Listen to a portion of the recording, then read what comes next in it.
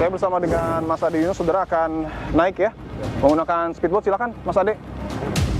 Saya akan coba untuk melihat di mana sebenarnya titik dari pencemaran yang terjadi akibat kebakaran di gudang milik PT Biotek Sarana Tama.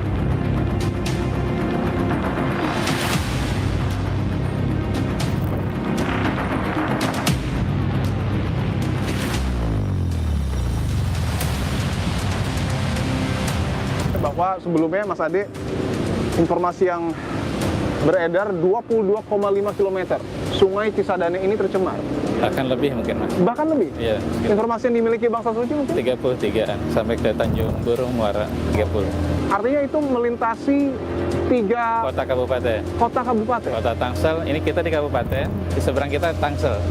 Nah, di sana kota. Jadi melintasi Kota Tangsel, Kota Kabupaten, Kota Tangerang dan Kabupaten Tangerang.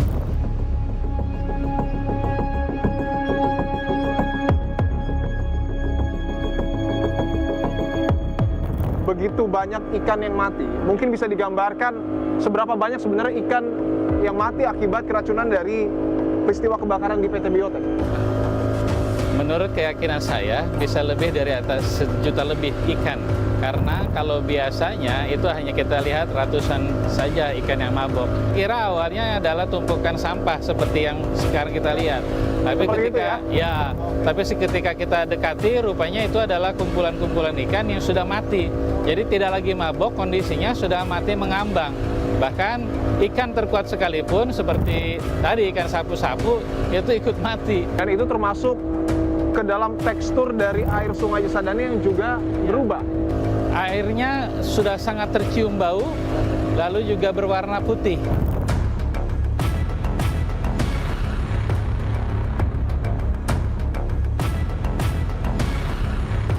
Saya akan coba mengecek ya, tekstur dari air Sungai Cisadane apakah masih mengandung minyak dan juga berbau.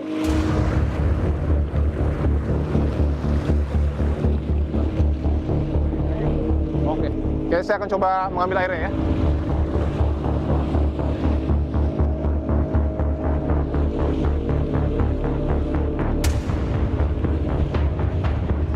Untuk segi tekstur memang nampaknya sudah tidak berminyak, atau ini sebenarnya masih berminyak, Mas Ade? Sudah tidak terlalu sih. Sudah tidak terlalu ya? Kebetulan ini juga ada air kiriman dari Bogor sana, jadi sudah tidak terlalu teksturnya. Oke. Tapi kami masih mengkhawatirkan ya, karena ada beberapa juga di beberapa tikungan kita ada tekstur yang cium bau dan beberapa warna putih.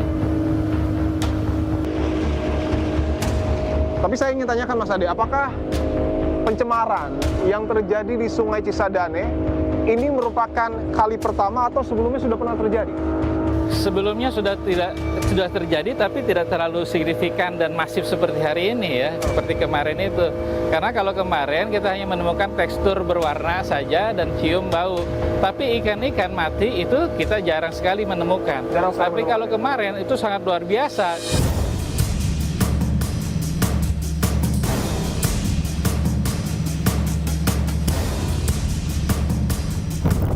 Bahwa yang kita tunggu sampai dengan saat ini adalah hasil uji laboratorium, Mas Ade, yang kemudian diambil oleh Kementerian Lingkungan Hidup. Saya ingin tanyakan, di tengah ketidakpastian apakah ikan di Sungai Cisadane aman dikonsumsi atau tidak, sampai dengan saat ini masih ada warga yang memancing mungkin? Masih ya, karena kalau bagi warga, karena satu selain hobi ya, terus memang kalau di bulan Ramadan lebih banyak lagi kadang-kadang memancing. Tapi setelah seminggu kejadian. Saya akan tunjukkan saudara, ini salah satu aktivitas masyarakat ya yang memancing di Sungai Cisadane. Udah dapat ikannya, Mas? Belum dapat? Tapi sebelumnya tahu nggak Sungai Cisadane ini tercemar? Tahu ya? Oke. Tapi tahu nggak kalau ikan yang terkena ataupun tercemar pestisida itu tidak boleh dikonsumsi? Tahu ya? Oke, baik, siap. Makasih, Mas.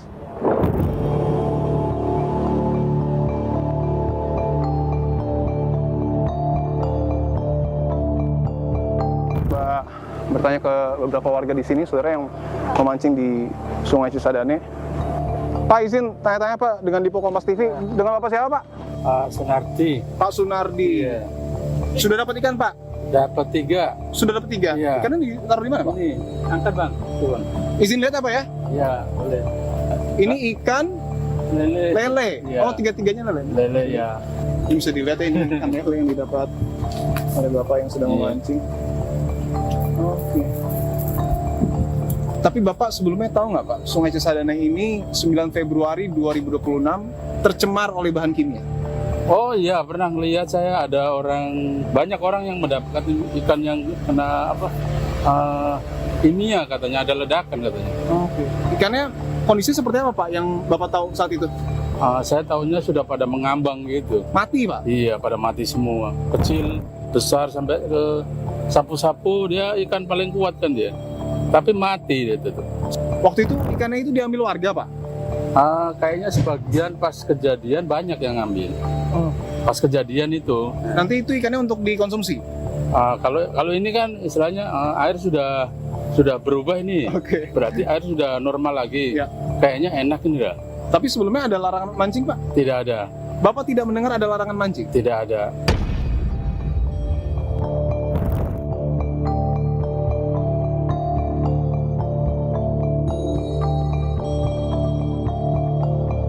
Ada satu hal lagi yang kemudian menjadi pertanyaan publik, siapa yang harus bertanggung jawab terkait dengan pencemaran di Sungai Jaletreng ataupun Kali Jaletreng dan juga Sungai Cisadane.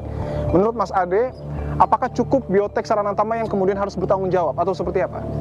Itu tadi Mas, kalau biotek sudah jelas ya, karena dia adalah sumber daripada terjadinya tumpahan pestisida itu. Dan kawasan pergudangan dan pengelola kawasan pergudangan ini juga tentunya harus juga bertanggung jawab, karena mereka harusnya punya IPAL. Apalagi di kawasan tersebut adalah kawasan yang menyimpan zat-zat berbahaya, zat-zat kimia tersebut. Oke, apakah kemudian ini juga menjadi gambaran bahwa pengawasan yang kemudian dilakukan oleh pemerintah ini bercelah? Betul, ini yang kami sangat resahkan ya, karena lemahnya pengawasan inilah akhirnya terjadi seperti ini. Ada tujuh saksi sementara ya. Dari mana itu Pak? Dari pihak yang terkait di sini ya. Dari karyawan sama Ya, betul, karyawan juga. Ya. Nanti sambil jalan ya nanti, karena kan masih proses penyelidikan. Kita masih mencari apakah ada peristiwanya, pidananya atau tidak. Sementara itu, tapi kita sudah coba untuk melakukan upaya-upaya masuk untuk mengambil sampel segala macam. Juga kita mengundang puslapor juga, Inapis juga kaitan dengan prosesnya.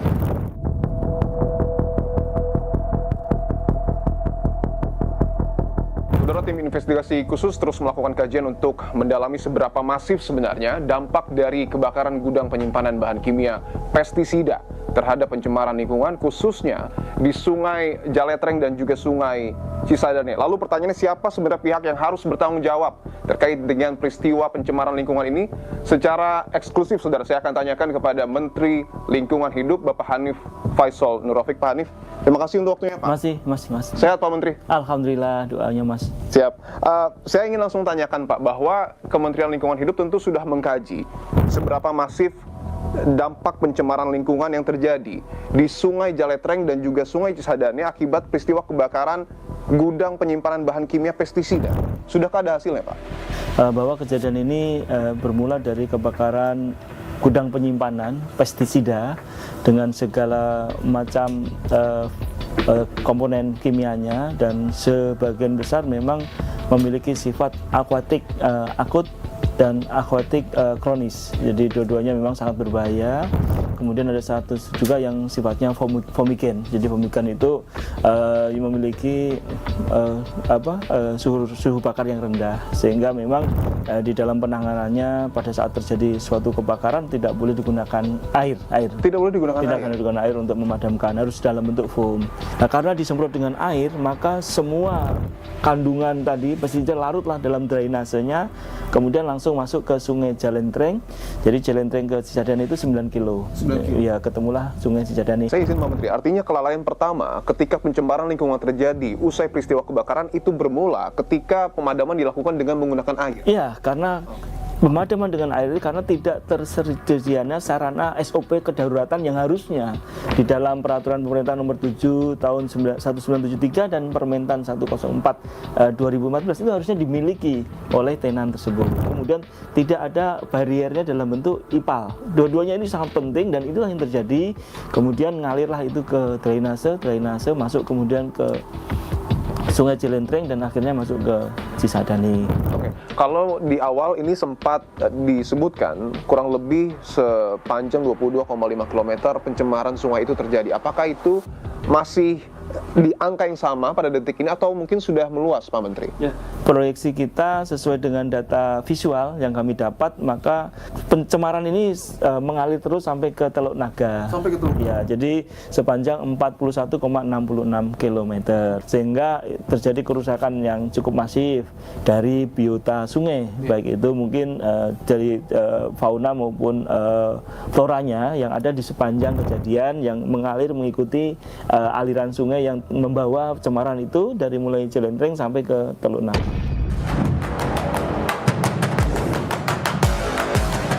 Biotek Saranatama itu tidak boleh dia, ini Pak saya hanya korban begal, enggak, kamu nggak menyiapkan sarana, maka dia boleh dikategorikan sebagai sengaja melakukan pencemaran. Tetapi ada sejumlah pihak yang juga kemudian menilai pencemaran lingkungan ini terjadi menggambarkan kelalaian dari Kementerian Lingkungan Hidup, Pak. Tanggapan Anda, Pak Menteri?